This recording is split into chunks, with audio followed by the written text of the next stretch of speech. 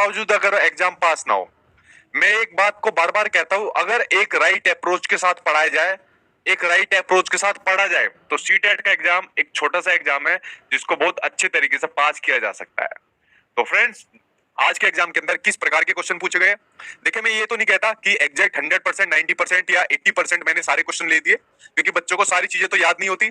जो जो उन्होंने चीजें मुझे बताई, जितनी भी चीजें बताई, टूटी फूटी चीजें बताई कि सर ये क्वेश्चन आया था, इस क्वेश्चन में ये ऑप्शन दिए थे, या इस तरीके का क्वेश्चन पूछा गया था, तो वो सभी चीज को जानना जरूरी है। पहले उन्होंने अपने टूटे फूटे क्वेश्चन बताए जो आज की वीडियो के अंदर बताए, लेकिन मैंने आज के एग्जाम से पहले बता दिया था कि जो पेपर आने वाला है, कोई नई चीज तो देखने को नहीं मिलेगी। और एक चीज और मैं आपको बताऊंगा, जो अगली शिफ्ट वाले जो पेपर देखने को मिलेंगे, कि अगर कुछ नई क्वेश्चन देखने को मिल गए, उनका समाधान आपको कहां से करना है।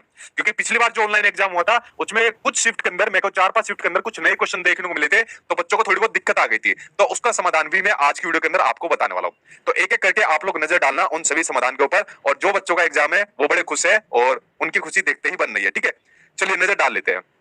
देखिए, एक क्वेश्चन देखने को मिला, जो बच्चे ने बताया कि सर एक क्वेश्चन आया था कि हीमोग्लोबिन की मात्रा के ऊपर क्वेश्चन पूछ लिया, कि ऑप्शन दिए हुए थे, कोई बच्चा या करके कुछ ऑप्शन दिया हुआ था कि किसी के अंदर अगर 8.4 है, हीमोग्लोबिन की मात्रा 6.4 है, एक और को ऑप्शन था कुछ 6 करके कुछ था, और एक 14 पॉइंट कुछ करके था। ठीक है, तो जो भी टूटे फूटे उसने ऑप्शन बताए, और फिर उसने पूछा था कि अगर इस प्रकार की हीमोग्लोबिन की मात्रा किसी बच्चे के अंदर है, तो वो किस रोग से आपका ग्रसित है।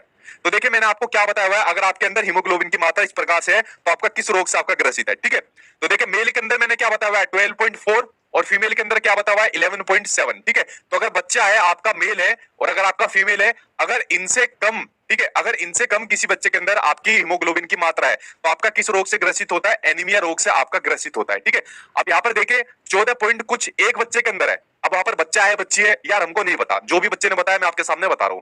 तो बाकी तीनों के अंदर देखो 12.4 और 11.7 से कम है, सिर्फ एक बच्चे के अंदर नहीं है। वरना इन तीनों के अंदर क्या है, इन तीनों के अंदर आपकी एनीमिया की कमी है, यानी तीनों के तीनों आपके एनीमिया से ग्रसित है। उसने कहा कि मैंने एनीमिया से ग्रसित लगा दिया, ऐसा बच्चे ने मुझे बताया, तो ये चीज मैंने आपके सामने बता दी। ठीक, तो बच्चा आंसर भी दे रहे हैं कमेंट बॉक्स के अंदर कि वो एनीमिया से ग्रसित है, जहां पर आपकी खून की कमी हो जाती है, आयरन की कमी हो जाती है, शरीर हमारा पीला पड़ जाता है, ना खून पीले पड़ जाते हैं, आंखें पीली पड़ जाती है। ये क्वेश्चन मैंने आपको करा दिया। आज की वीडियो के अंदर मैं आपको ये बताऊंगा कि क्या क्वेश्चन आपको दिख गया। एक क्वेश्चन आपके एग्जाम में आया, हाथी के झुंड से क्वेश्चन पूछा गया, तो उसने बच्चे ने बता दिया कि सर हाथी के झुंड से क्वेश्चन पूछा गया था, कि हाथी के झुंड में कौन रहती है, आपकी हथनियां रहती है, बच्चे रहते हैं, और आपका हाथी तो चला जाता है, जब आपका वयस्क हो जाता है 14-15 साल की उम्र में, वो झुंड छोड़कर चला जाता है। तो को मैच दी फॉलोइंग करने के लिए कुछ पूछा गया था। अब उसने बताया नहीं कि मैच दी फॉलोइंग के अंदर क्या पूछा गया था, कौन सी विशेषताएं पूछी गई थी। तो 3 नेशनल पार्क आपको पूछे गए, जिम कार्बेट, रणथंभौर और आपका गिर राष्ट्रीय उद्यान। तो ये तीनों के तीनों यार मैंने आपको बता दिए। ठीक, तो ये आपके नेशनल पार्क से संबंधित आपके पूछे गए ईवीएस के अंदर। ठीक, अगले देखते हैं। एक क्वेश्चन आपका बाघ से संबंधित पूछा गया। अब एक बच्चे ने तो बताया कि सर उसके कान से संबंधित पूछा गया, एक बच्चे ने बताया सर उसकी मूंछों से संबंधित पूछा गया, लेकिन कुल मिला के इतना कंक्लूजन जरूर निकला कि बाघ से संबंधित एक क्वेश्चन आपके एग्जाम में जरूर पूछा गया था। अब आपकी एनसीईआरटी के अंदर या जो चीज मैंने आपको पढ़ा रखी है, तो बाघ का यार उससे बाहर तो आपको पूछा नहीं जाता, जो जो बाघ की विशेषताएं दी हुई है। तो ये चीज आपकी हो गई। एक क्वेश्चन आपको पूछा गया था मधुमक्खी, ततैया और चींटियों के बारे में पूछा गया था, जो एक समूह में रहती है, ग्रुप में रहती है। अब वो ग्रुप में पूछा गया था या इनको सामाजिक कीट के रूप में पूछा गया था, वो बच्चा ही बता पाएंगे। लेकिन यहाँ से क्वेश्चन आपके एग्जाम में डेफिनेटली पूछा गया, क्योंकि ये सभी बच्चों से मुझे जो निष्कर्ष मिला वो यहाँ पर आपको पूछा गया था। ठीक है, अच्छा, मधुमक्खी के छत्ते के बारे में पूछा गया था। एक क्वेश्चन मैं यहाँ पर लिखना भूल गया, एक मधुमक्खी के छत्ते के बारे में पूछा गया था, एक क्वेश्चन ये भी पूछा गया था, और मधुमक्खी के छत्ते के बारे में विशेषताएं दी हुई थी। तो एक बच्चे ने ये बताया कि सर जो नर्व आपकी मधुमक्खी होती है, वो अंडे देने का वो कोई भी काम नहीं करती, जो चीज मैंने आपको बताई हुई है, खाली जो आपकी वो होती है रानी मधुमक्खी होती है, वही अंडे देती है। इस तरीके के ऑप्शन दिए हुए थे, वो मैंने लगा दिया क्योंकि वो चीज पड़ी हुई थी। ठीक है, तो ये चीज आपकी हो गई। एक क्वेश्चन पूछा गया उल्लू से संबंधित, यहाँ पर बच्चे कंफ्यूज थे। कुछ बच्चों ने बताया कि सर उल्लू से संबंधित क्वेश्चन आया था, कुछ ने कहा सर गर्दन से संबंधित आया था। यार अगर गर्दन से संबंधित क्वेश्चन आ रहा है कि जो आपका पक्षी होता है गर्दन अपनी पूरी घुमा लेता है, तो उल्लू होता है, अगर झटके से घुमाता है तो आपकी मैना होती है। कुछ बच्चों ने बताया सर जो अपनी आंखें सामने की तरफ करता है। अब बच्चे भी यहाँ पर बहुत कंफ्यूज रहते हैं यार, एकदम एग्जामिनेशन हॉल से बाहर निकलते हैं तो आपस में बातें होती है, डिस्कशन होता है, तो बच्चे बहुत कंफ्यूज होते हैं। तो एक सटीक कंक्लूजन नहीं निकाला जा सकता, लेकिन मोटा मोटा आइडिया निकाल सकते हैं।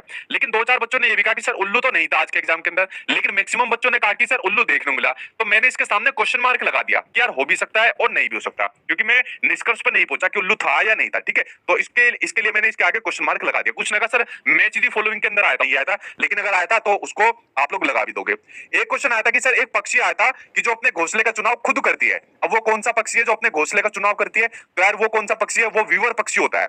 जो विवर पक्षी को मैंने आपको एक ट्रिक के माध्यम से बताया था कि एक तरीके का अपना स्वयंवर रचाती है। जैसे पुराने टाइम में स्वयंवर रचते थे, जो राजा होते थे तो रानी क्या काम करती थी, देख लेती थी कौन सा राजा अच्छा है और फिर जाके माला पहनाती थी। तो आपकी जो फीमेल विवर पक्षी है, कौन सी, मादा वीवर पक्षी है, वो नर वीवर पक्षी जो होता है उसके घोंसले को देखती है और जो घोंसला उसको अच्छा लगता है फिर जाकर उसमें अपने अंडे को सेलेक्ट कर लेती है। ठीक है, तो ये उसके घोंसले के बारे में बात होगी। अभी आऊंगा मैं देखने को आपको मिले थे। ठीक है, उसके अलावा पोर्टफोलियो से संबंधित क्वेश्चन आपको अपने एग्जाम में देखने को मिले। देखिए, अगर मैं बात करूं ईवीएस की, तो यार ईवीएस पूरी आपके एग्जाम में आई, मोटा मोटा कंक्लूजन अगर मैं निकालूं एनसीईआरटी में आई। ठीक है, और अगर मैं पेडागोजी की बात करूं, जो मैंने आपको पेडागोजी कराई हुई है मैराथन क्लास के अंदर, वहां से देखने को मिली, या जो मैंने ये वाली एनसीईआरटी भी आपको कराई हुई है वहां से देखने को मिली। ठीक है, यहाँ देखने को मिला जो आज तक आपको अपने एग्जाम में देखने को नहीं मिला था, बट मैंने इसको अपनी क्लास में आपको डिस्कस किया हुआ था।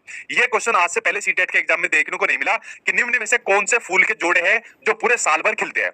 अगर आप लोगों ने क्लास 4th की किताबें पढ़ी होगी, मैंने पढ़ी हुई है, ठीक है, तो उसमें कौन से फूल के जोड़े हैं जो पूरे साल भर खिलते हैं, तो वो होते हैं आपके गुड़हल और आपके गुलाब के फूल है। ठीक है, क्लास 4th के अंदर फूलों के बारे में आपका डिस्कशन दिया हुआ है। ये होते हैं आपके पेड़ों पर लगने वाले फूल गुलमोहर और कदम, झाड़ियों पर लगने वाले गुलाब गुड़हल, बेल पर लगने वाले चंपा रातरानी, पानी के पौधों पर लगने वाले कमल और कुमुदनी, सिर्फ रात में लगने वाले होते हैं रात की रानी और चमेली, जो दिन में खिलते हैं और रात में बंद हो जाते हैं सूरजमुखी, आंखें बंद करके भी जो खुशबू से पहचाने जाने वाले फूल होते हैं गुलाब, चमेली और गेंदा का, जो किसी खास महीने में ही आपके लगते हैं वो होता है आपके रजनीगंधा और मोगरा का। और बाकी के जो फूल जो आपके एग्जाम में पूछा गया, जो आज आपके 28 दिसंबर में पूछा गया, जो साल भर खिलते हैं, गुलाब और गुड़हल, जिसको उड़वल के नाम से दिया हुआ है, उड़ूगल के नाम से दिया हुआ है, गुड़हल नहीं दिया हुआ आपके एनसीईआरटी के अंदर, अजीब ही नाम दिया हुआ है। ठीक है, ऐसे पेड़ पौधे भी है जिन पर फूल कभी नहीं आते, मनी प्लांट, दवाइयों में इस्तेमाल होने वाले फूल यही दोनों है आपके, जिसे उड़ुल का नाम दिया हुआ है, गुड़हल नहीं दिया हुआ, उड़ुल का नाम दिया हुआ है। जिन फूलों से रंग भी बनाए जाते हैं, गुलदावरी और जिनिया। ये यार मैं पूरी पीडीएफ आपको अपने टेलीग्राम पर दे दूंगा। जिन बच्चों का अगली शिफ्ट के अंदर एग्जाम है, अगर उनकी शिफ्ट में कोई और लैंग्वेज को पूछने का तरीका होता है, बाकी पेपर जो मैंने चीज आपको कराई है या जो चीज आपने पढ़ी है उससे बाहर आपका पेपर नहीं मिला। आप किसी भी बच्चे से पूछ लेना कि भाई आपका एग्जाम कैसा हुआ है और जो आपने पढ़ा है या जो आपको पढ़ाया गया क्या उससे बाहर कुछ चीज देखने को मिली है। ठीक है, जितने भी बच्चों से बात हुई, असल में इनको ध्यान नहीं रख पाता। मैक्सिमम बच्चे वो थे जिनके 2 पेपर थे। अब बच्चा थोड़ी देर के लिए एग्जाम से बाहर निकला, थोड़ा खाना, एक क्वेश्चन बच्चों ने बताया कि सर स्टेटमेंट के ऊपर क्वेश्चन था, जहां पर आपके नीचे मनोवैज्ञानिक दिए हुए थे। कुछ बच्चों ने कहा कि सर जो बच्चा आपस में समाज से इंटरेक्ट करके सीखता था। तो यहाँ पर बच्चों ने कुल मिला के यही कहे कि जो आपके 2 क्वेश्चन वाइगोत्स्की से आपको देखने को मिले। एक बच्चों ने कहा कि सर गार्डनर से संबंधित क्वेश्चन आए, एक ने कहा सर इंटरपर्सनल इंटेलिजेंस आया, एक ने कहा सर इंट्रापर्सनल इंटेलिजेंस आया। तो बच्चे यहाँ पर खुद कंफ्यूज थे, लेकिन कंक्लूजन ये निकला कि आपके गार्डनर से संबंधित क्वेश्चन एग्जाम में देखने को मिलते हैं। यार ये हर बार ही आते हैं, ये कोई नई चीज नहीं है, और मुझे ऐसा बिल्कुल फील नहीं हो रहा कि मैं पहली बार इसको कर रहा हूं। आप लोगों का पहली बार एग्जाम है तो इसलिए आप लोगों को लग रहा है, लेकिन मेरे लिए कोई नई चीज नहीं है। ठीक है, तो ये चीज हो गई यहाँ पर आपकी।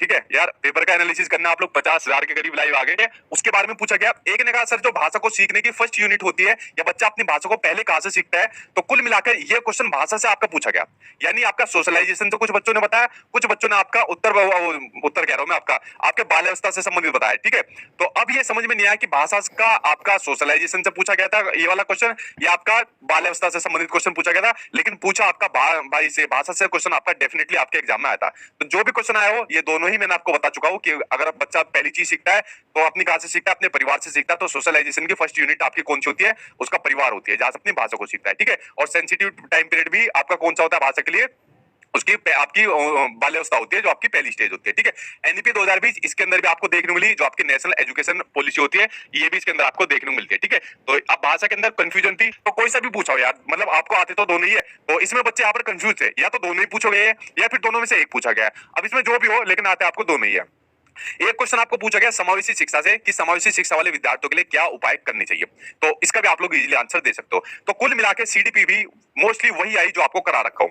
अच्छा, मैथ्स के अंदर जिन बच्चों को मैथ्स के अंदर न्यूमेरिकल की दिक्कत होती है, यार न्यूमेरिकल से बिल्कुल मत डरना, बहुत आसान न्यूमेरिकल आया, और कई न्यूमेरिकल कुछ बच्चों ने ऐसा बताया कि सर जो आपने न्यूमेरिकल करा रखे हैं ना, जो आप देखने को नहीं मिले। अच्छा, चोम्स्की साहब के साथ आज क्या देखने को मिले, आपके वैन हिले भी देखने को नहीं मिले। ठीक है, वैन हिले के बारे में किसी बच्चे ने नहीं कहा, ना ही चोम्स्की के साथ देखने को मिले। ये पता नहीं दोनों के दोनों भाई साहब आज आपके एग्जाम में कहां चले गए। मेरी बहुत से बच्चों से बात हुई कि यार वैन हिले देखने को मिले, कह रहे वैन हिले नहीं आए, चोम्स्की मिले, कह रहे चोम्स्की नहीं आए, बट आपके स्टीफन क्रेसन जरूर आए। ठीक है, तो स्टीफन क्रेसन आए, BICS CLP आया, उसके अलावा भाषा अर्जन भाषा अधिगम भी आया। ठीक है, आपका भाषा अर्जन भाषा अधिगम आया। अच्छा, एक चीज और देखने को मिली, एक चीज ये देखने को मिली, जिन बच्चों ने लैंग्वेज ली थी, जिन बच्चों की पहली लैंग्वेज हिंदी थी और जिन बच्चों की दूसरी लैंग्वेज आपकी संस्कृत थी। ठीक है, जिन बच्चों की दूसरी लैंग्वेज आपकी संस्कृत थी, जो चीज इन्होंने हिंदी में पूछी वही चीज इन्होंने आपकी संस्कृत में पूछ ली।